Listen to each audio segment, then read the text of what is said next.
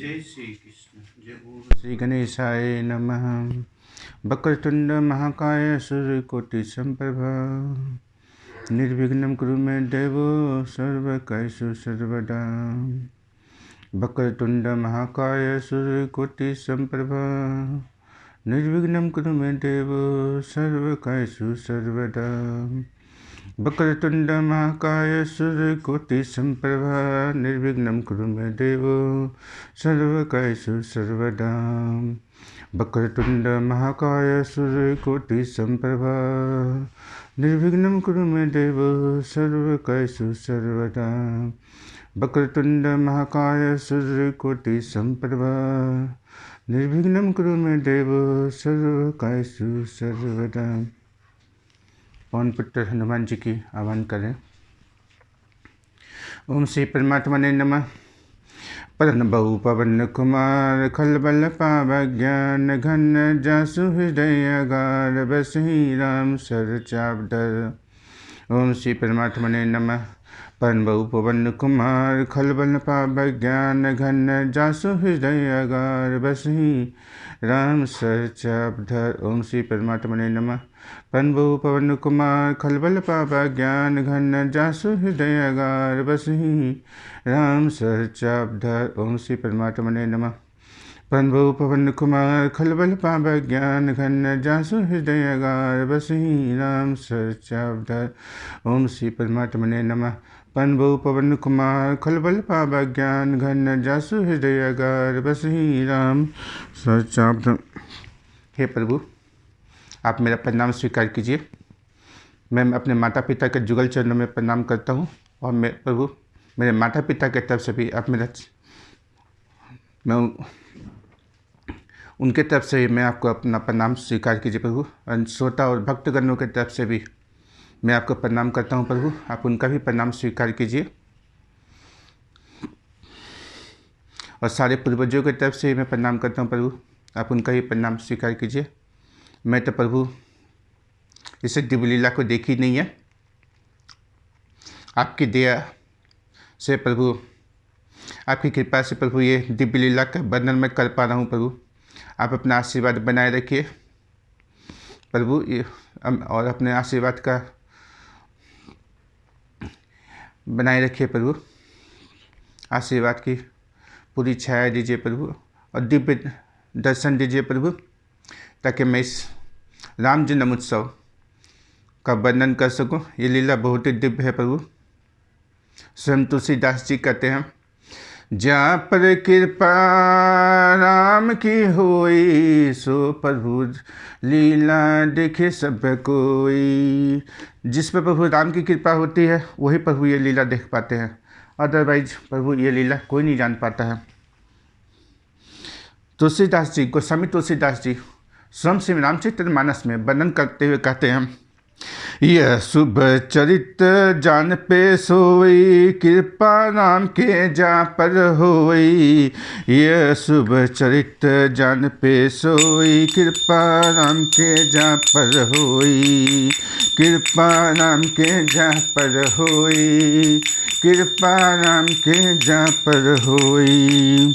यह शुभ चरित जान पे सोई। यह शुभ चरित जान पे सोई। कृपा राम के जा पर होई। कृपा राम के जा पर होई। कृपा राम के जा पर होई। यह शुभ चरित जान पे सोई। कृपा राम के जा पर होई। कृपा राम के जा पर होई। गोस्वामी तुलसीदास जी स्वयं रामचरितमानस में वर्णन करते हुए कहते हैं, इस प्रभु के दिव्य लीला को वही आदमी दर्शन कर सकता है जिस पर प्रभु श्री राम की कृपा होती है। हे प्रभु, आप प्रभु के सबसे बड़े भक्त हैं और आपके बिना तो प्रभु मैं राम जी को जान भी नहीं सकता हूँ। तो हे प्रभु, आप अपनी लीला, आप अपनी जो कृपा की जो लीला है मेरे पर बनाए रखना। कृपा की दृष्टि बनाए रखना प्रभु।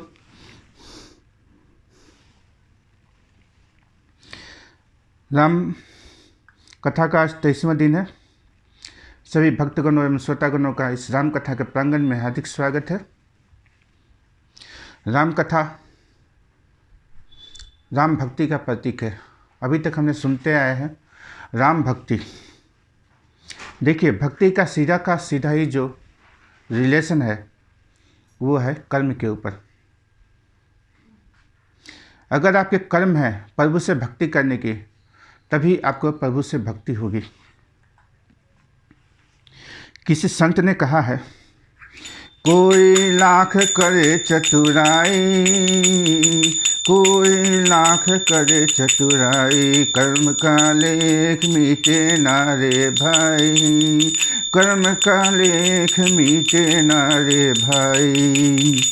कोई लाख करे चतुराई, कर्म का लेख मीटे ना रे भाई।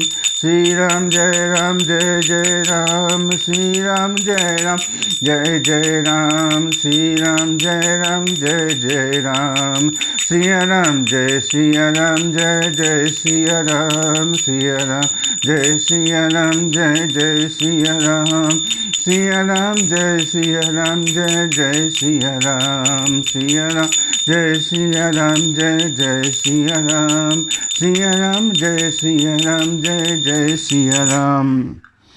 तो प्रभु सीधी सी बातों में कहना चाहते हैं, आप जैसा कर्म करोगे वैसा ही फल मिलेगा। इसका मतलब सीधा हुआ कि माता कौशल्या, गोस्वामी तुलसीदास जी और स्वयं पवन पुत्र हनुमान जी, इन्होंने इतने बड़े कर्म किए थे, इतने बड़े कर्म किए थे, जिन्होंने माता कौशल्या के उदर से भगवान श्री राम ने जन्म लिया। और भगवान का ये डिसीजन कब बनता है? जब कर्म का जो है लेख पूरा हो जाता है। आइए संत के गानों को हम गाते हैं और कहते हैं, कोई लाख करे चतुराई, कर्म का लेख मीठे नारे भाई, कर्म का लेख मीठे नारे भाई। कोई लाख करे चतुराई, कर्म का लेख मीठे नारे भाई, कर्म का लेख मीठे नारे भाई। कोई लाख करे चतुराई, कर्म का लेख मीटे नारे भाई, कर्म का लेख मीटे नारे भाई।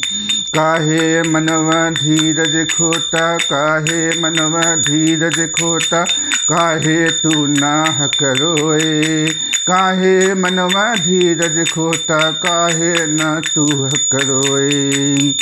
काहे मनवा धीरज खोता, काहे ना तू करोए। अपना सोचा कभी न होता, भाग्य करे तो होए, भाग्य करे तो होए। अपना सोचा कभी न होता, भाग्य करे तो होए। चाहे हो राजा चाहे भिखारी, ठोकर सभी ने यहाँ खाई रे, ठोकर सभी ने यहाँ खाई रे। चाहे हो राजा चाहे भिखारी, ठोकर सभी ने यहाँ खाई रे, ठोकर सभी यहाँ खाई रे। कर्म काले मीठे नारे भाई, कर्म काले मीठे नारे भाई, कर्म का लेख मीटे नारे भाई, कर्म का लेख मीटे नारे भाई, कर्म का लेख मीटे नारे भाई, कर्म का लेख मीटे नारे भाई।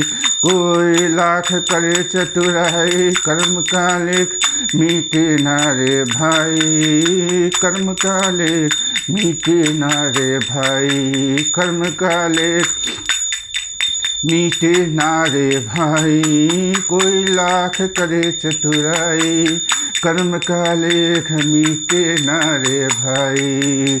काहे मनवा धीरज खोता, काहे ना तू करोए, काहे मनवा धीरज खोता, काहे ना तू करोए। अपना सोचा कभी नहीं होता, भाग करे तो होए। चाहे राजा हो चाहे भिखारी, ठोकर सभी ने यहाँ खाई, ठोकर सभी ने यहाँ खाई, ठोकर सभी ने यहाँ खाई। कर्म का लेख मीटे ना रे भाई, कर्म का लेख मीटे ना रे भाई, कोयला करे चतुराई, कर्म का लेख मीटे ना रे भाई, कर्म का लेख मीटे ना रे भाई। आज जो हम राम जन्म उत्सव का वर्णन कर रहे हैं, तो माता कौशल्या महाराजा दशरथ के पास प्रभु ने क्यों जन्म लिया? ताकि उनकी भक्ति इतनी अच्छी थी, भक्ति उनकी इतनी सुंदर थी, भक्ति उनकी इतनी मनोहर थी, और भक्ति से उन्होंने भगवान को पा लिया। और भक्ति की कड़ी यहाँ तक पहुँच गई, उनको जन्म लेना पड़ा। और भक्ति कोई एक दिन में नहीं होता, भक्ति के लिए क्या करना पड़ता है? कबीरदास जी कहते हैं, धीरे धीरे रे मना धीरे सब कुछ होए, माली सींचे सो घरा ऋतु आए फल होए, ऋतु आए फल होए। धीरे धीरे रे मना धीरे धीरे सब कुछ होए, धीरे धीरे रे मना धीरे सब कुछ होए, धीरे धीरे रे मना धीरे सब कुछ होए, माली सींचे सो घरा ऋतु आए फल होए, ऋतु आए फल होए। धीरे धीरे रे मना धीरे सब कुछ होए, माली सींचे सो घरा ऋतु आए फल होए, धीरे धीरे रे मना धीरे सब कुछ होए, माली सींचे सो घरा ऋतु आए फल होए, ऋतु आए फल होए, ऋतु आए फल होए। आपको धीरे धीरे अपने मन को सांसारिक वस्तुओं से हटाकर प्रभु में लगानी पड़ेगी, और जैसे ही प्रभु की भक्ति पूरी हो जाएगी, आपके भी घर में प्रभु श्री राम जन्म लेंगे। बोले श्री राघवेंद्र सरकार की जय। रघुपति राघव राजा राम, पतित पावन सीताराम, सिया राम जय सिया राम जय जय सिया राम, सिया राम जय सिया राम जय जय सिया राम, सिया राम जय सिया राम जय जय सिया राम। रघुपति राघव राजा राम, पतित पावन सीताराम, श्री राम जय श्याम जय जय राम, श्री राम जय जय राम, सिया राम जय सिया राम जय जय सिया राम, सिया राम जय सिया राम जय जय सिया राम, सिया राम जय सिया जय जय सिया राम, सिया राम जय सिया राम जय जय सिया राम, सिया राम जय सिया राम जय जय सिया राम, सिया राम जय सिया राम जय जय सिया राम, सिया राम जय सिया राम जय सिया राम, सिया राम जय सिया राम जय जय सिया राम। हे माँ सरस्वती, मेरे वाणी में माँ लय देना, इस मंगल और दिव्य रूप का मैं वर्णन कर सकूं। पिछले सत्र तक हमने सुना किस तरह से भगवान शंकर प्रभु के जन्म उत्सव देखने अयोध्या में जाते हैं, और इतना अच्छा उत्सव था, इतना अच्छा उत्सव था कि वो माता पार्वती को छोड़ कर चले जाते हैं। और उत्सव इतना कौतुक था, इतना कौतुक था, कौतुक का मतलब होता है आश्चर्यजनक, इतना ललित था, ललित का मतलब होता है लाजवाब। इतना कौतुक और ललित उत्सव था जिसे सारे देवता जो है अपने अपने स्थान पर चले गए, यहाँ तक कि माता पार्वती को भी ले जाना भूल गए। बाद में माता पार्वती को वो कहते हैं कि उत्सव के वर्णन को माता पार्वती से वर्णन करते समय वो कहते हैं कि हे गिरिजा कुमारी, हे माँ, हे पार्वती, सुनो, मैं तुमसे ने एक चोरी की है, और चोरी किस बात की है? कोई सोना चांदी की चोरी नहीं की, उनके पास तो धन का कमी नहीं था, वो तो बम भोले हैं। चोरी किस बात की है? तो कहते हैं और एक कहूँ निज चोरी, तुमसे क्या बताऊँ मैं क्या चोरी की है। सुनु गिरजा अति दृढ़ मति मोरी, अभी तो तुम पर्वतराज की पुत्री हो, तो इसलिए मैं आपको बता रहा हूँ। हे माँ पार्वती, मेरा प्रणाम आप स्वीकार करना, बम भोले मेरी प्रणाम स्वीकार करना। काग भुसंडी संग हम दो, मनुज रूप जान नहीं को। मैं और काग भुसंडी दोनों मिलके भगवान राम के जन्म उत्सव में चले गए थे। भगवान राम प्रकट हो चुके थे उस समय, तो हम चले गए थे। माता पार्वती बोलती है आप ठीक थे, आप चले गए भगवान के उत्सव देखने के लिए, बहुत अच्छी बात है, ये आपने बहुत अच्छा काम किया, बट ये बताइए कि इस कौवा को क्यों ले गए? हमको ले जाते ना, मैं तो कुछ जाके काम करती, जहाँ पशुता का काम होता है, वहाँ बहुत तरह के लोग आते हैं जाते हैं, मैं उनका काम संभालती, मैं जो गेस्ट आते हैं उनका कारोबार संभालती, तो आप कौवा को ले जाके क्या किया आपने, बताइए। परमपिता भगवान भोले जो है वो माता पार्वती को कहते हैं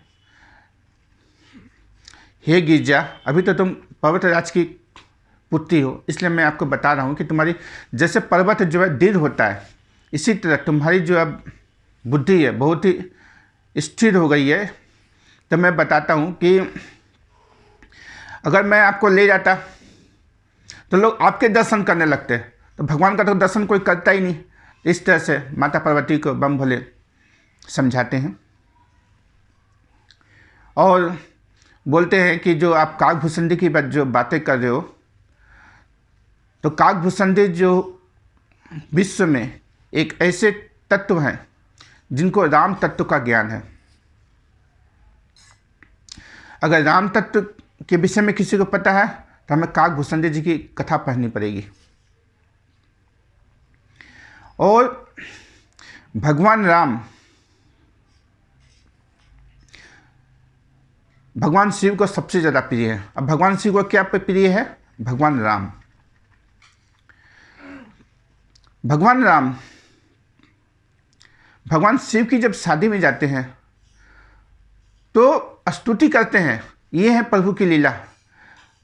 कपूर गौरम करुणावतारम संसार सारम भुजगेन्द्रहारम सदा वसंतम हृदयारविंदे भवम भवानी सहितं नमामि कपूर गौरम करुणावतारम संसार सारम भुजगेन्द्रहारम सदा वसंतम हृदयारविंदे भवम भवानी सहितं नमामि कपूर गौरम करुणावतारम संसार सारम भुजगेन्द्रहारम सदा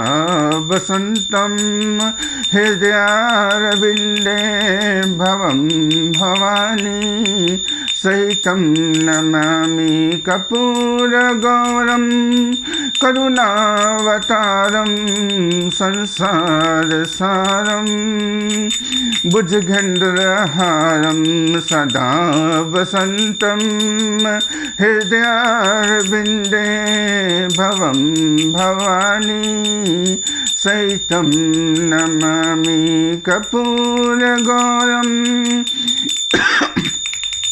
करुणावतारम संसार सारम भुजगेन्द्रहारम सदा वसंतम हृदयारविंदे भवम भवानी सहितं नमामि।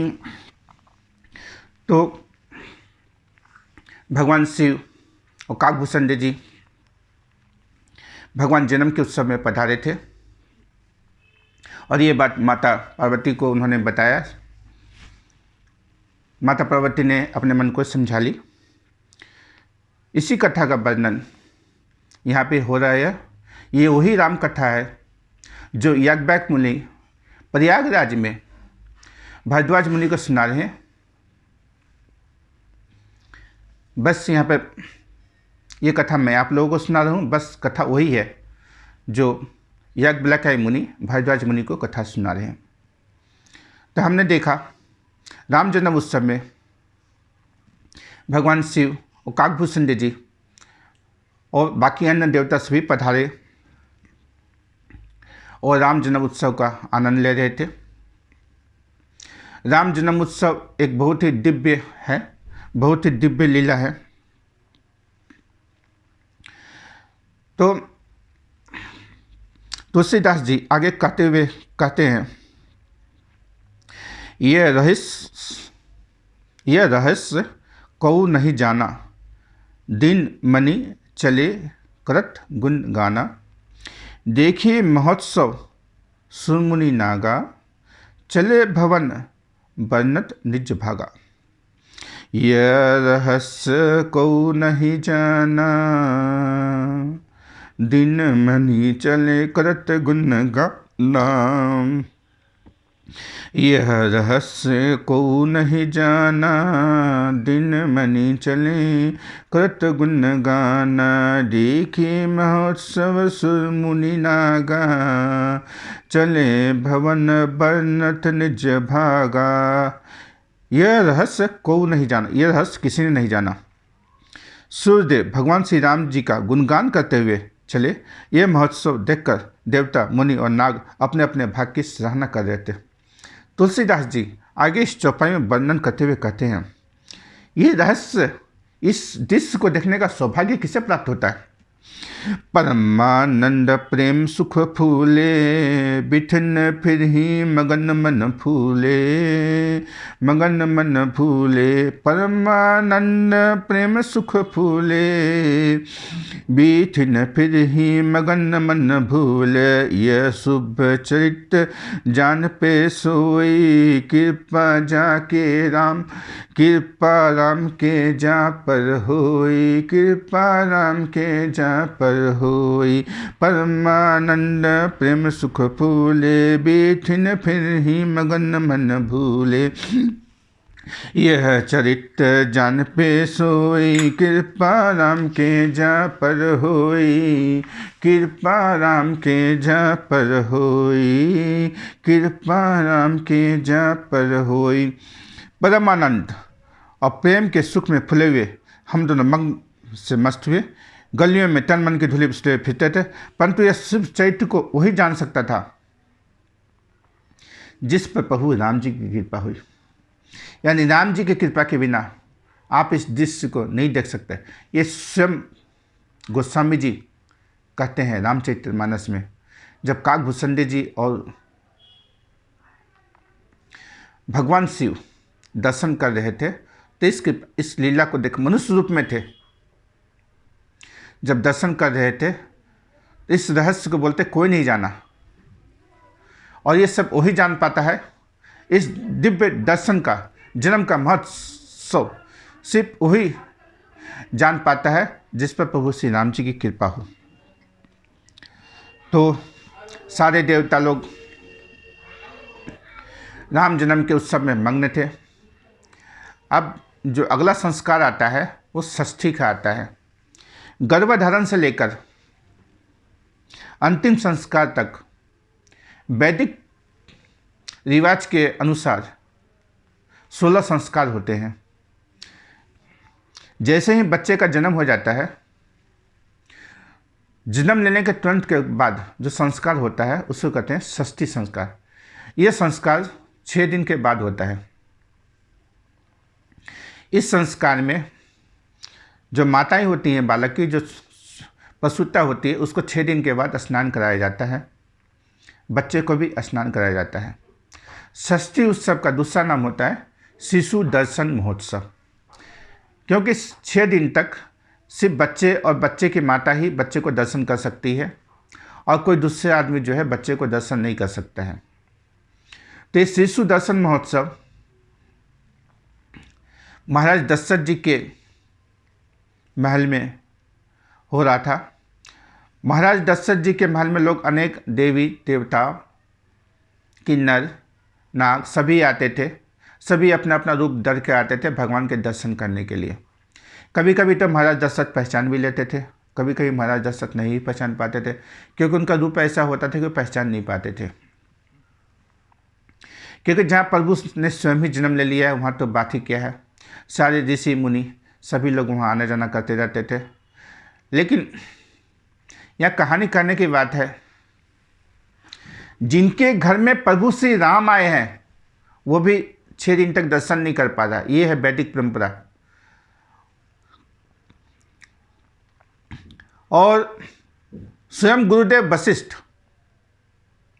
जिन्होंने जन्म ही इस धरती पर इसलिए लिया है कि जिस कुल में प्रभु श्री राम जन्म लेंगे, इसलिए मैं इस सूर्यवंश का पुरोहित बना हूँ, गुरु बना हूँ। इसलिए उन्होंने जो है गुरु का जो है कार्यभार संभाला है। देखिए, गुरुदेव वशिष्ठ और महाराज दशरथ की प्रतीक्षा की कड़ी कितनी लंबी है। स्वयं भगवान जिनके घर में जन्म ले लिए हैं वो नहीं देख पा रहे हैं। यूँ तो सूतक की जो अवधि होती है वो 12 दिन का होता है। वेद शास्त्रों में ये वर्णन है कि 12 दिन तक जो बच्चा होता है उसका मुंह नहीं देखना चाहिए। अगर आप मुंह देख लेते हो तो बच्चे के ऊपर विपत्ति आ सकती है। आज के दिनों में जो विपत्ति आ रही है, बच्चा नर्सिंग होम से आता है, बाप जो है पिता हो उसका मुंह देख लेता है। ये सारी विपत्ति का नहीं है कि हम वैदिक सभ्यताओं को छोड़ते जा रहे हैं। अगर हम वैदिक सभ्यताओं को माने तो हमारे जीवन में कुछ भी विपत्ति नहीं आएगी। महाराज दशरथ, गुरुदेव वशिष्ठ ने महाराज दशरथ जी को एक ही आश्वासन दिया था, आप हे राजन आप चिंता मत करो, आपके 4 बालक होंगे। हम बालक कैसे होंगे? त्रिभुवन विदित भगत भयहारी। त्रिभुवन, तीनों लोक में विख्यात होंगे। त्रिभुवन विदित, त्रिभुवन के रचयिता होंगे, तीनों लोकों में विख्यात होंगे। और कैसे होंगे? जो भक्तों के दुख को हरण करने वाले होंगे। सिर्फ इस 3 वाक्यों को गुरुदेव वशिष्ठ ने महाराज दशरथ को बताया था। और इस बताने के बावजूद भी महाराज दशरथ इतने जो है सहनशील होकर के पड़े हुए थे कि उनको कहेंगे 12 दिन तक वैदिक सब रीति के अनुसार उन्हें दर्शन नहीं करना था। महाराज दशरथ के पास जब पहला संस्कार जो षष्ठी उत्सव हो रहा था, षष्ठी उत्सव यानी शिशु दर्शन महोत्सव, प्रसूता को लाया गया। माता कौशल्या नहाती है, बच्चे को भी नहलाती है, नहलाया जाता है। और इस सूतक कक्ष में, प्रसूति कक्ष में सिर्फ औरतों का ही प्रवेश होता है, पुरुषों का जाना हुआ निषेध होता है। तो 6 दिन तक प्रसूति कक्ष से जब माता कौशल्या, बच्चे, भगवान श्री राम और सारे तीनों जो भगवान और भगवान के अंश जब प्रसूति कक्ष से बाहर आते हैं तो इन्हें जो है विधिवत कपड़ा पहना करके ब्राह्मणों और देवताओं के, ब्राह्मणों और पुरोहित के सामने लाया जाता है। और पुरोहित जो है उनका नक्षत्र डेट के बेसिस पर अपने कुंडली तैयार करते हैं और जातकर्म संस्कार करते हैं। जातकर्म संस्कार करने के बाद, जातकर्म संस्कार जो है एक और षष्ठी दिन के बाद से ही जो गेस्ट होते हैं उनका आना जाना लगा रहता है। हम यहाँ पर एक बात समझने लायक है, ये उत्सव महाराज दशरथ के साथ हो रहा था, महाराज दशरथ के महल में हो रहा है। अब महाराज दशरथ कौन है? स्वयं प्रभु श्री राम को प्रिय हैं। और इनका दूसरा नाम क्या है? ये जो है स्वयं स्वर्ग के राजा देवराज इंद्र के मित्र हैं। देखिए, महाराज दशरथ रहते तो पृथ्वी पे हैं और इनके मित्रता है देवराज इंद्र से। कितने बड़े विख्यात हैं। आइए महाराज दशरथ की हम गुणगान करें।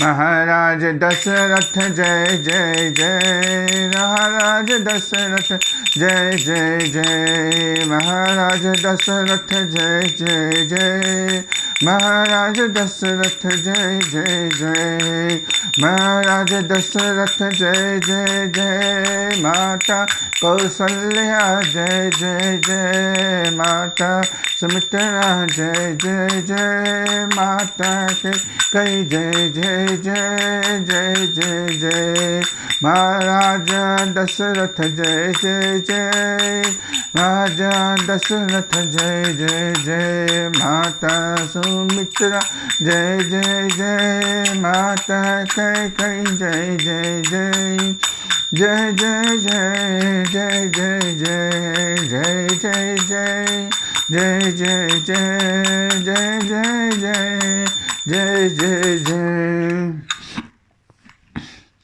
तो महाराज दशरथ रहते पृथ्वी पर थे और इनकी मित्रता थी स्वयं देवराज इंद्र से, जो स्वर्ग लोक के राजा हैं। तो इनके घर में जो उत्सव हो रहा होगा, वो सोचिए कैसा उत्सव हो रहा होगा। जब षष्ठी के बाद इनको नहलाया गया, चारों बालकों को, चारों राजकुमारों को नहलाया गया,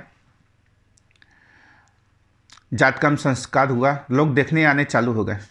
जब लोग देखने आने चालू हो गए तो महाराज तो गोस्वामी तुलसीदास यानी मेरे प्रिय दादाजी, वो इनका वर्णन करते हुए कहते हैं, इन बालकों की शोभा इतनी सुंदर थे, इतने सुंदर थे, इतने सुंदर थे कि करोड़ों चंद्रमा, करोड़ों प्रकाश, चंद्रमा का प्रकाश, करोड़ों पूर्णिमा की चांदनी एक साथ भी आ जाए तो भी इन बालकों के प्रकाश से कम ही दिखाई पड़ रही थी। और इनका शरीर कैसा था? इनका शरीर इतना कोमल था, इतना कोमल था कि माताएं भी इन्हें छूने से डरती थी। लोग जो है अयोध्या आना जाना कर रहे थे और महाराज दशरथ के महल में आ रहे थे देखने के लिए। तो जब देखते थे तो देखते ही अपने शुद्ध बुद्ध को भूल जाते थे, क्योंकि ये स्वयं भगवानी है, स्वयं भगवानी है। और दुनिया से सभी लोगों का जाना आना अयोध्या में लग रहा था। कुछ लोग देख के आ रहे थे, कुछ लोग देखने जा रहे थे। जब लोग कोई पूछते थे कि आप कहाँ जा रहे हो, तो बोले कि मैं राजा दशरथ के महल में जा रहा हूँ राजकुमार को देखने के लिए। तो फिर बाद में बोलते हैं, अगर तुमने उनको नहीं देखा ना तो दुनिया में कुछ नहीं देखा, तुम्हारी जिंदगी जीना बेकार है। एक चारों राजकुमार को देख लेने के बाद जो शांति मिलता है, जो दिल को तांति मिलती है, जो नेत्रों को जो शांति मिलती है, ये नेत्रों को शांति सिर्फ इन चारों राजकुमारों को देखने से मिलती है। ये लोग एक दूसरे को बता रहे थे, एक दूसरे को बता रहे थे, अगर आप अयोध्या नहीं गए हो तो अभी जाओ। कुछ लोग जा रहे थे, कुछ लोग आ रहे थे, कुछ उनके वर्णन कर रहे थे। कुछ लोग जब जा रहे थे तो बोल रहे थे कि अरे आप जाकर वहाँ छू के जरूर आना। और जो लोग कुछ देख के आ रहे थे तो बोल रहे थे कि अरे आपने उनको देखा क्या? तो बोला कि हाँ देखा तो है। आपने उन्हें छुआ किया? तो बोलते कि छूने की बात तो दूर है, अगर मन में भी आप उनको छूने की बात कर लेते हो ना तो वो टूट जाएंगे। वो इतने कोमल हैं, इतने कोमल बालक हैं, वो इतने कोमल बालक हैं, इतने कोमल बालक हैं। ये चारों राजकुमार की जो शोभाएं हैं ये देखते हुए बनती थी। ये सारे राजकुमार इतने सुंदर, इतने भव्य, इतने दिव्य थे कि इनकी सुंदरता की वर्णन मैं तो क्या, गोस्वामी तुलसीदास जी भी नहीं कर पाए हैं। ये बहुत दिव्य है। ये एक वाणी के द्वारा इनका वर्णन करना संभव कम से कम मेरे लिए इस जन्म में तो नहीं है। हालांकि गोस्वामी तुलसीदास जी ने भी बस इतना ही कहकर रामचरितमानस में वर्णन किया है कि बस ये बालक जो है बहुत कोमल है, बहुत कोमल है, बहुत ही कोमल है, बहुत ही सुंदर, बहुत ही दिव्य। बस इतनी ही वर्णन करके गोस्वामी तुलसीदास जी ने रामचरितमानस में अपनी वाणी को विराम दिया है कि बालक इतने सुंदर हैं, इतने सुंदर हैं, इतने दिव्य हैं, इतने कोमल हैं, इनको देखने से ऐसा लगता है कि पूरी नेत्र जो है तृप्त हो गए, अब जो है दुनिया में आना नहीं पड़ेगा। इस तरह से जो है वाणी को उन्होंने अपनी लेखनी को विराम दिया है। उनके पास लिखने के लिए और कोई शब्द ही नहीं मिला दादाजी को। गोस्वामी तुलसीदास जी के पास कोई शब्द ही नहीं मिला जहां वो दिव्य लीला और मधुर लीला का वर्णन कर सके। जो उनका स्पर्श था, जो उनको देखने का रूप था उसका वो वर्णन कर सके। कोई उनके पास और कोई शब्द नहीं था। उन्होंने बस सिर्फ 2 ही वर्ड में कहा है कि ये बालक इतने दिव्य है, इतने कोमल हैं, इतने कोमल हैं कि उनको माताएं भी छूने से डरती थी। बस इतना ही कहकर उन्होंने वाणी को विश्राम दिया है। तो मैं भी अपनी वाणी को विश्राम यहाँ पर देता हूँ, इससे क्योंकि मैं भी इनकी वर्णन नहीं कर पा रहा हूँ, मेरे आँख में स्वयं ही आंसू आ रहा है। ये तो आते हैं, ये षष्ठी संस्कार के बाद जो होता है नामकरण संस्कार होता है। नामकरण संस्कार के लिए महाराज दशरथ जो हैं गुरु वशिष्ठ को बुलाने के लिए भेजते हैं। गुरु वशिष्ठ को निमंत्रण देते हैं। गुरु वशिष्ठ जी जब आते हैं नामकरण संस्कार करने के लिए, अपने आसन पर वो बैठे ही थे। माता कौशल्या, माता कैकेयी और माता सुमित्रा सभी बैठे थे। महाराज दशरथ भी साथ में बैठे थे। तो महाराज जो प्रभु श्री राम वो बैठे ही थे अपने आसन लगा करके नाम देने के लिए। तो प्रभु श्री राम को इस तरह से देखते हैं। राम जी जो है हंस रहे थे और गुरु वशिष्ठ के पास भी वर्णन का कोई ये नहीं था, वर्णन करने के लिए कोई शब्द नहीं था। तो महाराज दशरथ को कहते हैं, हे राजन, आपके जो ये चारों पुत्र हैं इनका नाम संस्कार मैं क्या करूँगा। ये चारों के चारों जो हैं इनके नाम जो है शाश्वत हैं। इनके नाम जो है पहले से ही वेद में विदित हैं।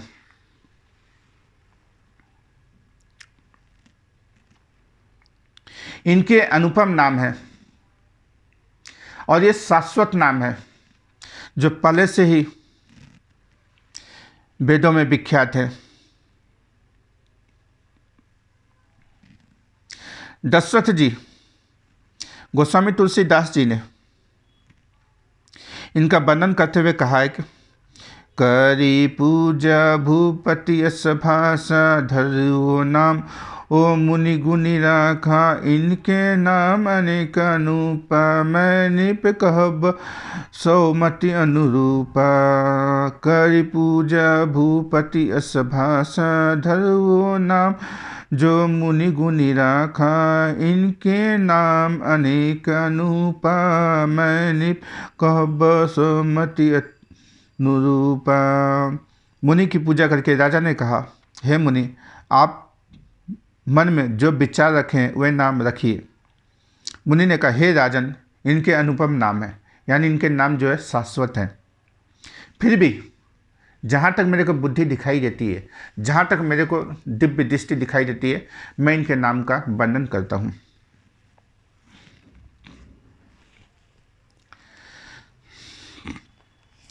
तो पहले इन्होंने प्रभु श्री राम के नाम का वर्णन करते हैं। प्रभु श्री राम के नाम का वर्णन इस प्रकार करते हैं, देखिए।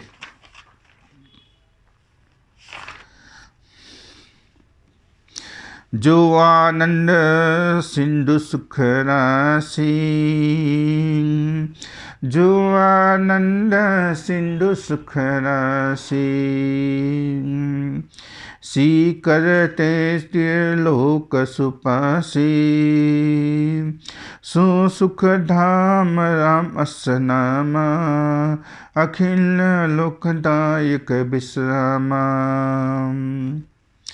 जो आनंद सिंधु सुख राशि, जो आनंद सिंधु सुख राशि, सी करते त्रैलोक सुपासी, सो सुख धाम राम अस नामा, अखिल लोकदायक विश्रामा।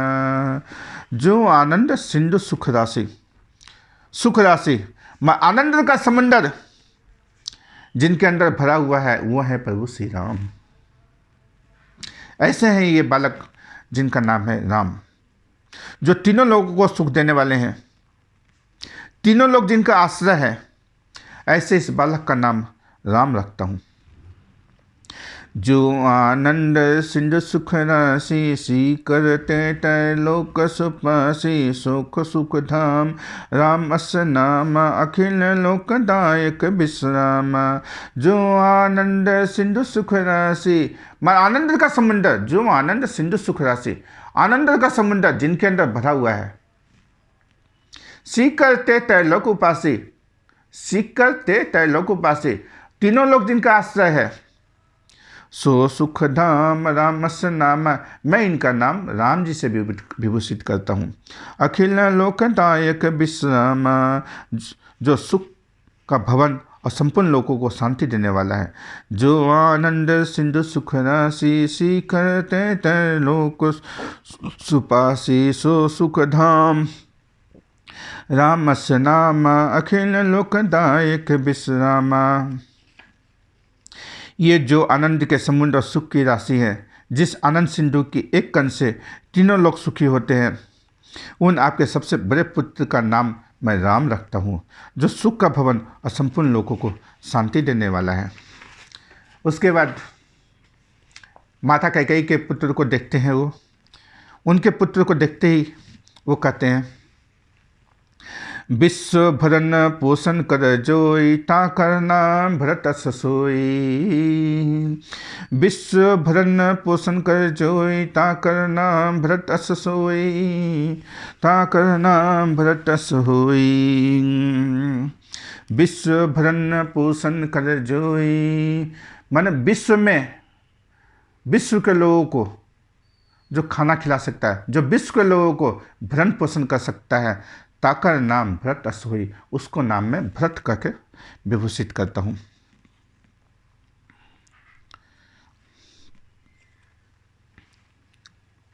विश्व भरण पोषण कर जोई ताकर नाम भरत अस होई। जो विश्व को भरण पोषण करने में सक्षम है, इसलिए इस बालक का नाम मैं भरत देता हूँ। उसके बाद ये माता सुमित्रा के पास जाते हैं। माता सुमित्रा को कहते हैं,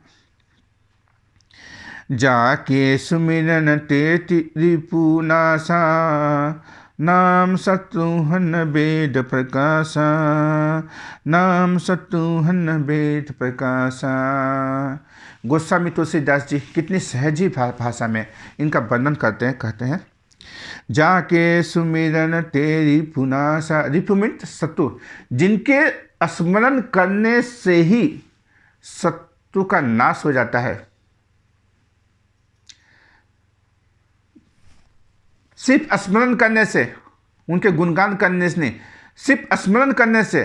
जाके सुमिरन तेरी पुनासा, जाके सुमिरन मैं जिनके सुमिरन से तेरी पुनासा मैं शत्रु का नाश हो जाता है। नाम शत्रुघ्न वेद प्रकाशा, इसको मैं जो है शत्रुघ्न नाम से विभूषित करता हूँ और इनका नाम जो है वेदों में विख्यात है। और अंत में सुमित्रा जी के जो दूसरे बालक हैं, उनके विषय में क्या कहते हैं गोस्वामी तुलसीदास, लक्षण धाम राम प्रिय सकल जगत आधार, गुरु वशिष्ठ ते ही राखा लक्ष्मण राम उदार, लक्ष्मण राम उदार।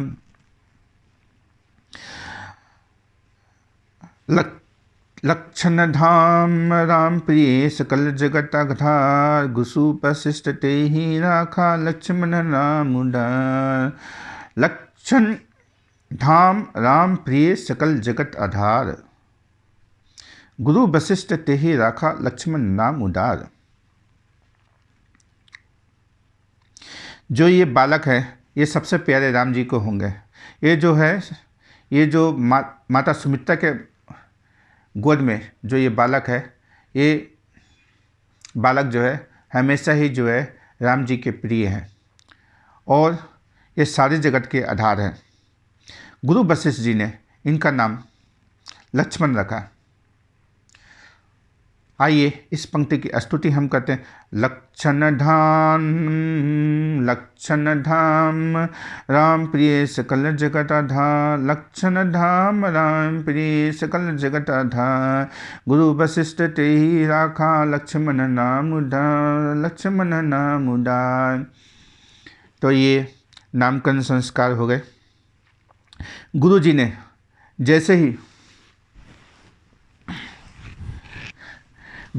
जैसे ही ये नाम रखा,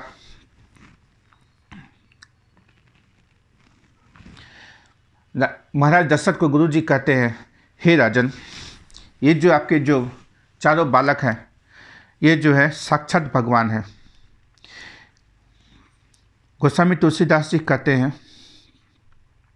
धरे नाम गुर हृदय विचारी, वेद तत्व नृप तो सुतचारी।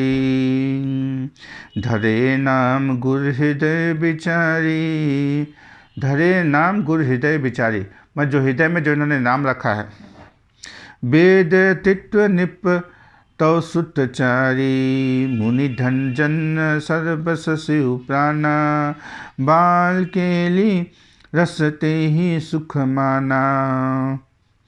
धरे नाम गुर हृदय विचारी, गुरु जी ने, धरे नाम गुर हृदय विचारी, गुरु जी ने हृदय में विचार करके नाम रखें।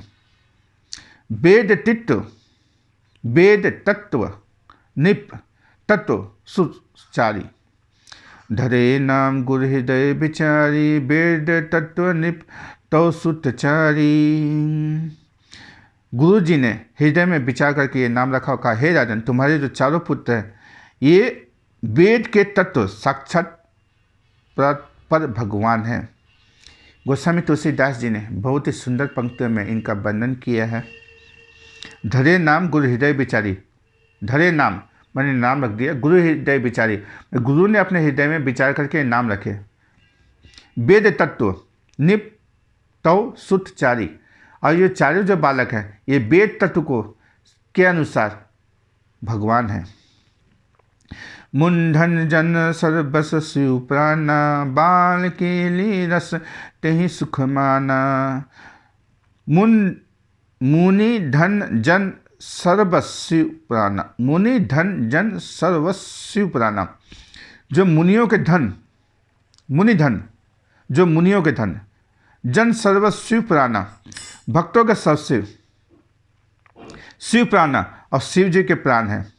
बाल केली रस तेहि सुख माना, उन्होंने इस समय तुम लोगों के प्रेम बस बाल लीला के रस में सुख माना है। मैंने ये जो सारे जो आपके चारे पुत्र हैं, ये जो है सारे अभी जो है सारे भगवान के रूप में जन्म लिए हैं। बस ये प्रभु जो है अपनी लीला कर रहे हैं। ये जो है ये नामकरण संस्कार हुआ। नामकरण संस्कार के बाद दूसरा संस्कार आता है अन्नप्राशन संस्कार। अन्नप्राशन संस्कार जो है छठे महीने में होता है। छठे महीने में अन्नप्राशन संस्कार होता है। अन्नप्राशन संस्कार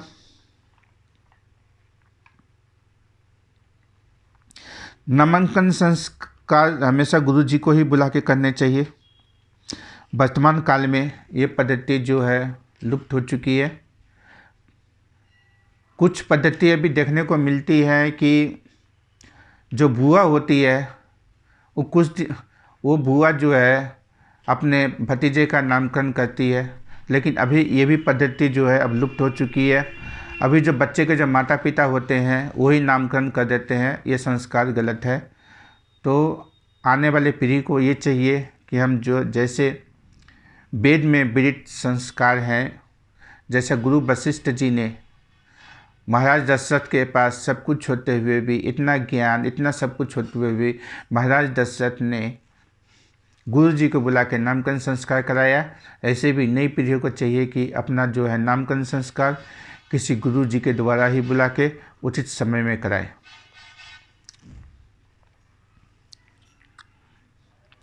नामकरण संस्कार के बाद आता है अन्नप्राशन संस्कार। अन्नप्राशन संस्कार, अन्नप्राशन संस्कार जो है ये छठे महीने के बाद होता है। अन्नप्राशन संस्कार में, अन्नप्राशन संस्कार वो संस्कार है जिसमें सबसे पहले बच्चे को जो है अन्न मुंह में डाला जाता है। इसे अन्नप्राशन संस्कार कहते हैं। अन्नप्राशन संस्कार में बालक जो है पहली बार अन्न ग्रहण करता है। 6 महीना के पहले तक जो बालक है वो दूध पर आश्रित होता है, लेकिन पहली बार जब उसे अन्न दिया जाता है तो उस संस्कार को अन्नप्राशन संस्कार कहते हैं। अन्नप्राशन संस्कार में 4 प्रकार के अन्न दिए जाते हैं। जैसा कि गीता में कहा गया है कि 4 प्रकार के अन्न होते हैं। चव्य मन चबाने वाले, चोष्य चूसने वाले, लह्य चाटने वाला और पेय, पेय का अर्थ होता है पीने वाला। ये 4 प्रकार के अन्न होते हैं और इन 4 प्रकार के अन्न के अलग अलग व्यंजन होते हैं। इन चारों प्रकार के व्यंजन जो है 56 तरह के बनाने पड़ते हैं। यानी चोष्य का है तो 56 तरह का व्यंजन बनेगा, पेय का है तो 56 तरह बनेंगे। 56 गुना 4 यानी 224 तरह के व्यंजन जो है अन्नप्राशन संस्कार में बनते हैं। ये वेद विदित विधि है। तो वर्तमान संस्कारों में हम यही गुजारिश करते हैं कि यथाशक्ति तथा भक्ति होने पर भी अपने बच्चों का जो नामकरण अन्नप्राशन संस्कार करें तो 224 तरह के व्यंजन बनते हैं।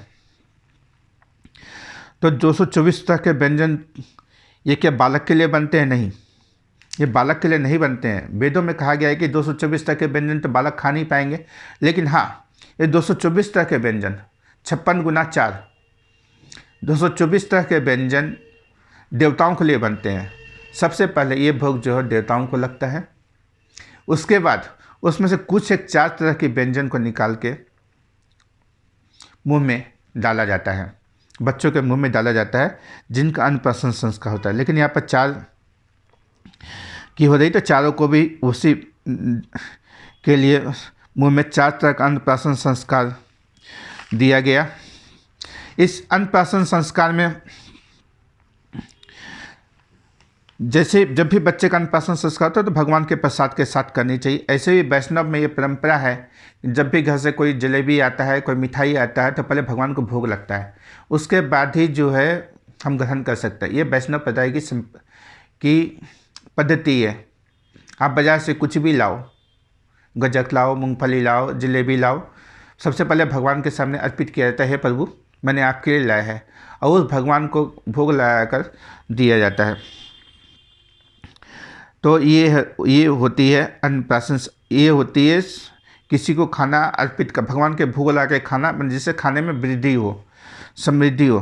तो अन्नप्राशन संस्कार में भी ऐसे ही है कि 256 गुना 4 224 प्रकार के व्यंजन बनेंगे। 224 प्रकार के व्यंजन राजा दशरथ के घर में बने हैं, और 224 तरह के व्यंजन में से 224 तरह के व्यंजन को देवताओं को अर्पित किया गया, उनसे भोग लगाया। उसमें 4 तरह के जो व्यंजन हैं निकाल करके बालक को चिता दिया गया, ताकि उस दिन से उनका अन्नप्राशन संस्कार हो गया। अन्नप्राशन संस्कार इससे कहते हैं। और जैसे ही जिस दिन ये अन्नप्राशन संस्कार था, उस दिन महाराजा दशरथ ने पूरे अयोध्या में बोल दिया था, आज पूरे नगर में किसी के घर खाना नहीं बनेगा, सबको दशरथ जी के महल में आना है, सबको प्रसाद ग्रहण करना है। पूरी अयोध्या में जो है दिवाली मन रही थी, पूरी अयोध्या में दिवाली बन रही थी। ये पूरा एक दिव्य उत्सव था। देखिए, जहाँ छोटा सा ही भोज उत्सव होता है, वहाँ चांदनी सी बन जाती है, वहाँ पूर्णिमा की चांद लगती है। यहाँ जहाँ स्वयं श्री भगवान त्रिभुवन के रचयिता जन्म लिए हैं, वहाँ क्या उत्सव होगा, और क्या कौन से देवता नहीं आए होंगे, कौन से देवता नहीं देख रहे होंगे। हालांकि सूर्य देव भी अपने रथ से देखते रहते थे, हाँ मेरे जन्म में, मेरे वंश में ये उत्सव हो रहा है। सूर्यदेव तो अपने आप को बहुत सौभाग्यशाली मान रहे थे कि मैं प्रभु श्री राम को आशीर्वाद दे रहा हूँ। कहाँ मैं पहले राम जी से आशीर्वाद लेता था, लेकिन आज आज मेरे पास वो घर ही है जहाँ मैं प्रभु श्री राम जी को आशीर्वाद दे रहा हूँ। देखिए, ये सब वक्त की तकाजा होते हैं। जहाँ प्रभु श्री लीला करने आए हैं तो वहाँ वेद विदित विधि के अनुसार से सूर्यदेव जी उनको आशीर्वाद दे रहे हैं, भगवान राम, भगवान लक्ष्मण, भगवान भरत, भगवान शत्रुघ्न को। तो इस तरह से जब सूर्यदेव भी अपने आप को बहुत सौभाग्यशाली मान रहे थे, अयोध्या में बहुत ही भारी फीस्ट चल रहा था, किसी घर में सभी को निमंत्रण दिया गया था, सब अयोध्या के खाना खा रहे थे। जैसे 4 प्रकार के अन्न होते हैं, उसी तरह से 6 प्रकार के रस होते हैं। रस से लोगों को ये पता चल जाता है कि रस परीक्षण एक होता है, रस परीक्षण एक होता है वस्तु परीक्षण। वस्तु परीक्षण की हम चर्चा अगले शतक में करेंगे। अभी हम रस परीक्षण के करते हैं। रस परीक्षण का मतलब क्या होता है? अभी हमने 3 संस्कार के विषय में डिस्कशन किया। एक है षष्ठी महोत्सव यानी शिशु दर्शन महोत्सव। दूसरा हमने डिस्कशन किया नामकरण कैसे किया जाता है और कैसे गुरु वशिष्ठ ने नामकरण। तीसरा है रस परीक्षण। रस परीक्षण का मतलब जैसे मीठा, तीखा, खट्टा, इस तरह से 6 रस होते हैं। जब 6 रस होते हैं तो रस परीक्षण के लिए 6 तरह के रस को बनाया गया, 6 तरह के रस को जो है लाया गया। और जो है सबसे पहले राम जी को अर्पित किया गया। प्रभु श्री राम के सामने रखा गया 6 प्रकार के रस। प्रभु श्री राम जी को 6 प्रकार के रस ही अच्छे लगे। यानी भगवान ये बताना चाहते हैं कि सारे रस जो है मेरे से ही उत्पन्न हुए हैं, मैं ही इन सब का स्वामी हूँ। ये सब जो है रस का भोग करता मैं ही हूँ, इस रस को उत्पन्न करने वाला मैं ही हूँ, इस रस को आपको गिफ्ट उपहार में देने वाला मैं ही हूँ। लेकिन जैसे ही ये रस, इस रस परीक्षण का मतलब ये होता है कि माता एवं पिता एवं सब लोगों को ये पता चल जाता है इनकी रुचि किस में है। ये बालक मीठा खाना पसंद करेगा, ये बालक जो है खट्टा खाना पसंद करेगा, ये बालक जो है किस तरह का स्वाद का होगा। उस समय जो है रस परीक्षण विधि के अनुसार से माता पिता जो है बालक को पहचान लेते थे। जैसे ही ये रस भगवान राम के पास गया तो भगवान राम ने तो सभी में रुचि दिखा दी। उन्होंने ये बता दिया ये जग जो है हमारा है, ये सारे रस जो है मेरे से ही उत्पन्न हुए हैं। जैसे ही ये रस जो है भरत जी के पास गया, भरत जी ने जो राम जी ने किया था वही कहकर जो है उन्होंने मान लिया, जैसा भैया कर रहे हैं और सही है। देखिए हमने जो गर्भ धारण करने के समय महाराज दशरथ ने कौशल्या जी से पूछा था, आपकी क्या गर्भ धारण करने के बाद कौशल्या जी से पूछा गया था कि आपको क्या चाहिए, आपको क्या अच्छा लगता है।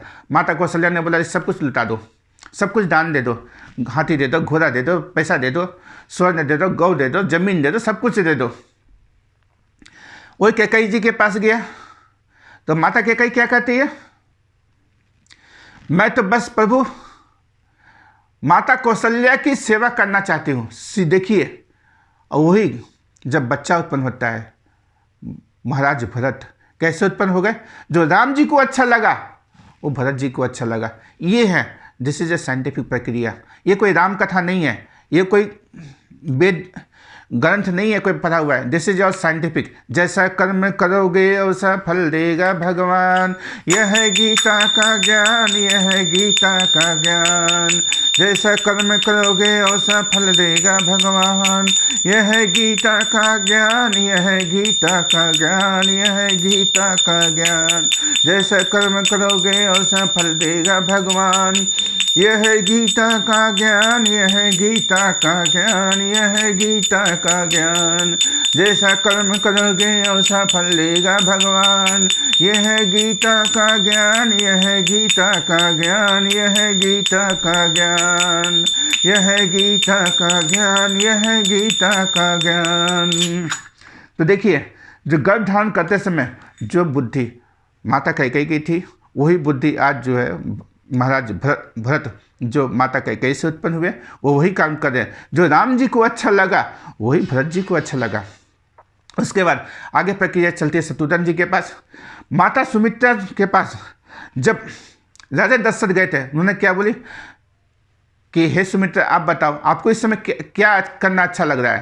तो माता सुमित्रा ने बोला था हे प्रभु मेरे को तो अभी कुछ भी नहीं अच्छा लग रहा है, मेरे को तो सिर्फ एक ही अच्छा लग रहा है, जो आपकी जो दोनों रानियां हैं उनकी मैं सेवा करना चाहती हूँ। देखिए एक गर्भ धारण की हुई स्त्री प्रसव के समय बोल रही कि मैं आपकी जो दोनों रानियां हैं उनकी मैं सेवा करना चाहती हूँ। इससे बड़ा उदारतापन क्या होगा। जो माता सुमित्रा जो स्वयं गुणावती थी वो इसी को कहते हैं गुणों के भंडार, इसी को कहते हैं आनंद का सागर, इसी को कहते हैं सुख का सागर, इसी को कहते हैं गुणों का समुंदर जो माता सुमित्रा के पास है। और उन्हीं से जो बच्चे लिए शत्रुघ्न जी जिनके नाम लेने से शत्रु का नाश हो जाता है। ये है गर्भ धारण करने के बाद की जो जो आउटपुट निकल रहा है, बच्चा निकल रहा है शत्रुधन, जिनके नाम लेने से, जिनके सुमिरन करने से, नाम भी लेना तो दूर जाए, सुमिरन करने से शत्रु का नाश हो जाता है, वो नाम है शत्रुधन। तो वो शत्रुधन जी को भी वही अच्छा लगा जो राम जी को अच्छा लगा। लेकिन लक्ष्मण जी के पास ये सारे रस जब आए तो लक्ष्मण जी ने एक बार तो सोच लिया कि ठीक है चल जाएगा, लेकिन लक्ष्मण जी उस समय ये बताना चाह रहे थे जैसे तीखा है, अरे ये राम जी को क्यों दे रहे हो। लक्ष्मण जी राम जी को सबसे ज़्यादा प्रिय थे और लक्ष्मण जी जो सबसे अच्छा चीज़ होता था वो राम जी को देते थे। अरे तीखा है ऐसा नहीं दे रहा था, ये खट्टा है, ये राम जी को नहीं जाएगा, ये राम जी को नहीं जाएगा, नहीं जाएगा। ये इस तरह से नाटक कर रहे थे, इस तरह से बातें बता रहे थे, इस तरह से लोग वहाँ पर समझ तो नहीं पा रहे थे, क्योंकि इन लीलाओं को देखने के लिए दिव्य लीला चाहिए होती है, दिव्य दृष्टि चाहिए होती है। ये वही दृष्टि चाहिए होती है जो गीता में भगवान कृष्ण ने अर्जुन को दिया था। जब वो दिव्य दृष्टि होगी तभी आप प्रभु श्री राम के जन्म की लीला को समझ पाएंगे, और ये वही आदमी वर्णन कर पाएगा जिसके पास वो दिव्य दृष्टि होगी। कुछ अंशों की दृष्टि, कुछ रूप की दृष्टि, तभी आप समझ पाएंगे। ईश्वरी जो परसेप्स, ये ईश्वरी जो है ये एक्सपीरियंस है, ये अनुभूति है, ये अनुभूति आपको करनी पड़ेगी, ये दिव्य अनुभूति करनी पड़ेगी। जब आपकी भक्ति इतनी प्रकट हो जाएगी तो आपके भी घर में भगवान श्री राम जन्म लेंगे। और लक्ष्मण जी इस तरह से अपने भाव को कर रहे थे, अपने भाव को कर रहे थे, लेकिन वहाँ पर लोग समझ नहीं पा रहे थे। तो हालांकि अगर ऋषि के पुत्रों को भी ये रस दिया जाए तो भी उन्हें अच्छा नहीं लगेगा, तो ब्राह्मण के पुत्र को भी दिया जाए तो भी उनको ये रस अच्छा नहीं लगेगा। हालांकि लक्ष्मण जी ने तो एक बार सोच लिया कि मैं तो अनंत नाग हूँ तो मेरे को तो चल जाएगा एक बार, लेकिन भगवान श्री राम को ये खट्टा क्यों दिया जा रहा है, भगवान राम को ये तीखा क्यों दिया जा रहा है, उस तरह से भाव कर रहे थे। तो वो नहीं चाहते थे कि जो है भगवान राम को कोई भी खट्टा चीज़ जाए, कोई भी तीखा चीज़ जाए, मतलब इस तरह से प्रिय थे। तो ये जो है इससे साइंटिफिक प्रोसेस, तो भगवान गुरुदेव वशिष्ठ ने राजा दशरथ को बोला, ये जो प्रभु आपके जो चारों पुत्र हैं ये शील गुण के धाम हैं, सहनशील हैं, सौंदर्यवान हैं, बान है। तो इस तरह से हमने अन्नप्राशन संस्कार की आज डिस्कशन किया।